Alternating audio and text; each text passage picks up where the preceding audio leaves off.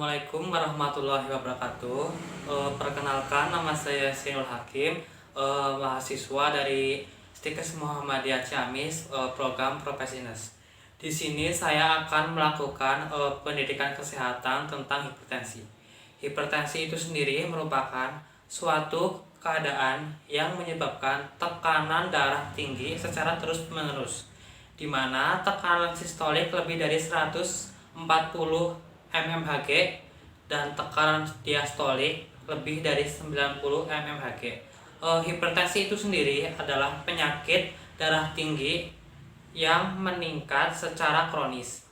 Hal ini terjadi karena jantung bekerja lebih cepat untuk memompa darah untuk memenuhi kebutuhan oksigen dan nutrisi di dalam tubuh. Untuk faktor-faktor yang terjadinya hipertensi ini ada dua faktor, yaitu faktor primer dan sekunder. Faktor primer ini adalah faktor yang belum diketahui apa itu penyebabnya. Sedangkan faktor sekunder yaitu faktor yang boleh dikatakan telah pasti, misalnya dengan ginjalnya yang tidak berfungsi, pemakaian kontrasepsi oral, dan terganggunya keseimbangan hormonal. Untuk tanda dan gejalanya di sini ada pusing, muka merah, sakit kepala, keluar darah dari hidung, dan di tengkukan terasa pegal. Untuk penyebab hipertensi sendiri yaitu ada dua macam, yaitu yang tidak terkontrol seperti keturunan, jenis kelamin, dan umur, dan yang terkontrol seperti kegemukan, kurang olahraga, merokok, serta konsumsi alkohol dan garam. Dampak yang timbul dari hipertensi itu sendiri yaitu kerusakan ginjal, perdarahan pada selaput bening atau retina mata, pecahnya pembuluh darah di otak, serta kelumpuhan. Untuk cara pengaturan menu makan bagi penderita hipertensi yaitu 1. Diet rendah garam yang terdiri dari diet rendah, misalnya konsumsi garam itu 3,75 sampai 7,5 gram per hari. Untuk yang selanjutnya, diet rendah kolesterol dan lemak terbatas, terus diet tinggi serat, dan diet rendah energi.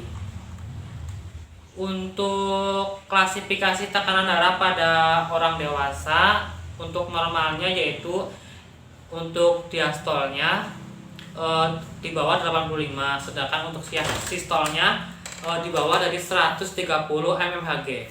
Untuk normalnya yaitu 130 untuk normal tinggi, untuk normal tinggi itu 130 sampai 139 mmHg, sedangkan untuk diastolnya yaitu 85 sampai 89 mmHg.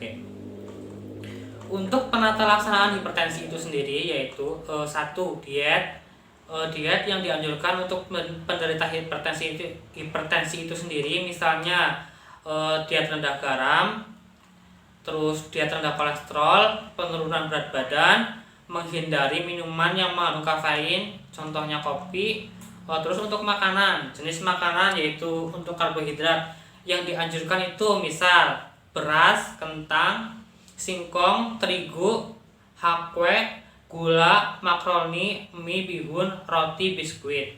Untuk yang tidak dianjurkan yaitu makan makanan yang mengandung garam dapur dan baking powder atau soda. Untuk protein hewani yang dianjurkan adalah telur maksimal 1 butir per hari, daging ayam, sapi, dan ikan maksimal 100 gram per hari atau 2 potong kecil.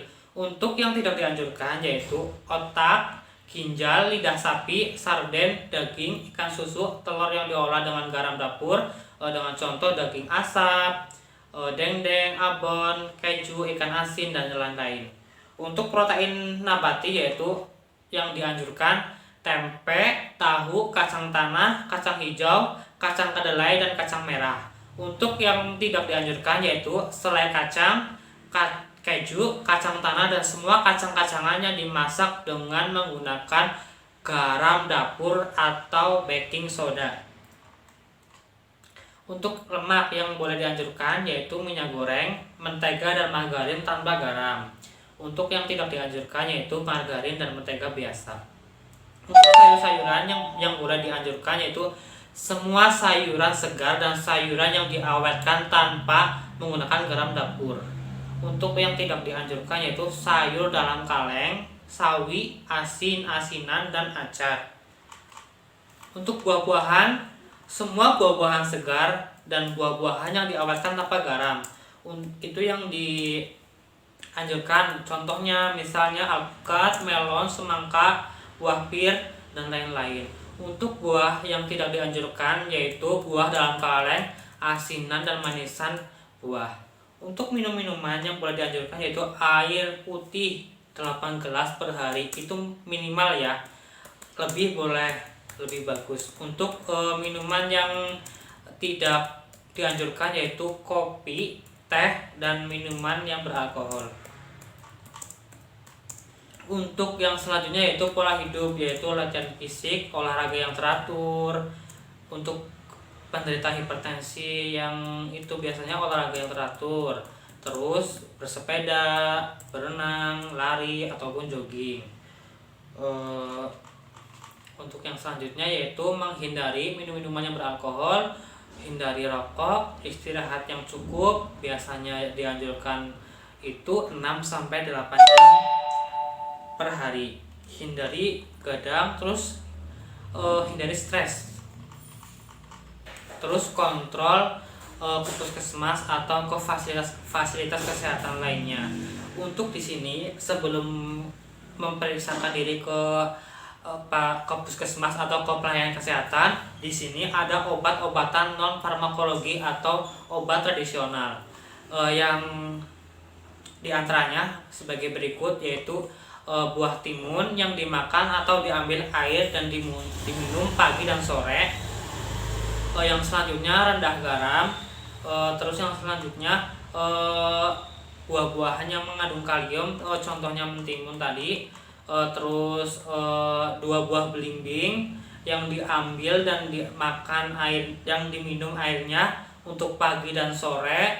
Terus 10 lembar daun salam yang direbus dalam 2 gelas air sampai rebusannya tinggal 1 gelas. Itu baik diminum pagi ataupun sore hari. Untuk yang selanjutnya 10 lembar daun alpukat yang direbus dalam 2 gelas air yang mendidih sampai airnya tinggal 1 gelas. Itu boleh diminum atau dikonsumsi pagi dan sore hari.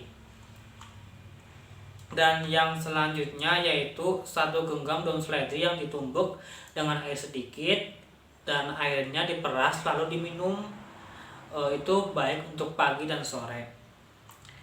Itu mungkin untuk pengobatan non farmakologi sebelum penyakit hipertensi yang ibu atau bapak derita itu kambuh.